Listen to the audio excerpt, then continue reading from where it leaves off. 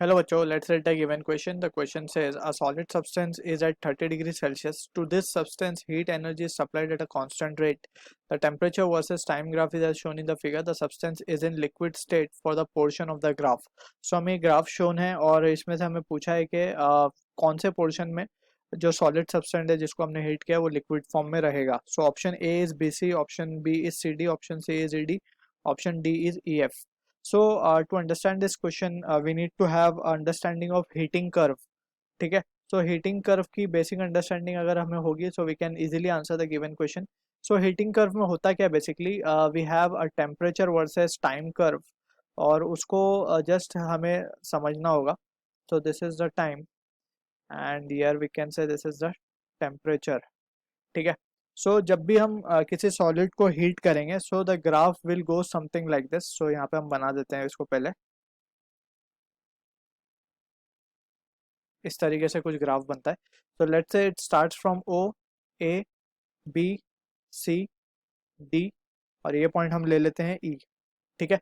और एक इंपॉर्टेंट चीज और हमें याद रखनी है कि change of phase always occur at constant temperature. ये इंपॉर्टेंट चीज है. Change of phase at constant temperature. Temperature हमेशा कांस्टेंट होगा जब भी फेज चेंज होगा. फेज चेंज का मतलब है either body is shifting from solid to liquid और फ्रॉम लिक्विड टू गैस. कुछ भी change of phase that we need to be careful with. So अगर हम ध्यान से देखें, सो जब हम सॉलिड बॉडी को हीट सप्लाई करते हैं, ठीक है. सो फर्स्ट लेट्स से पूरा ग्राफ हम कंप्लीट ड्रॉ कर लेते हैं. ठीक. सो जब भी हम सॉलिड को हीट सप्लाई करते हैं, सो सबसे पहले क्या होता है, हीटिंग ऑफ सॉलिड अकर. सो ओ से ए तक हीटिंग होती है सॉलिड की. Heating of solid. ठीक है. अब ए तक तो सॉलिड हीट हो गया. अब क्या होगा, solid will start to melt. अब यहाँ से ए पॉइंट से क्या हो जाएगा, मेल्टिंग स्टार्ट हो जाएगी. अब हमने जैसा डिस्कस किया था change of phase constant temperature पे होगा. सो ये टेम्परेचर पे यहाँ पे क्या स्टार्ट हो जाएगा, मेल्टिंग. ठीक है. अब ये मेल्ट होना स्टार्ट हो गया है. अब मेल्टिंग होते होते बी पॉइंट तक ये क्या होने स्टार्ट हो जाएगा, it will completely transform into liquid. अब बी से सी की तरफ ये क्या बन चुका है, लिक्विड. अब यहाँ पे क्या हो रहा होगा, टेम्परेचर राइज हो रहा है. That means heating of liquid has started over here. Heating of liquid. अब लिक्विड हीट हो गया, पॉइंट सी तक लिक्विड हीट हुआ. अब again as we can see temperature constant हो गया यहाँ पे.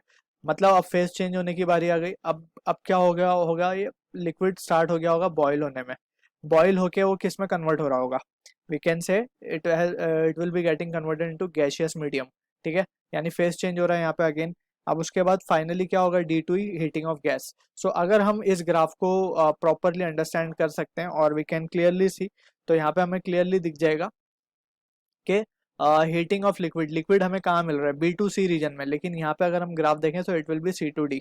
सो हम स्ट्रेट अवे कह सकते हैं हमारा ऑप्शन जो बी है, it is the answer to the given question. I hope you understood the solution. All the best.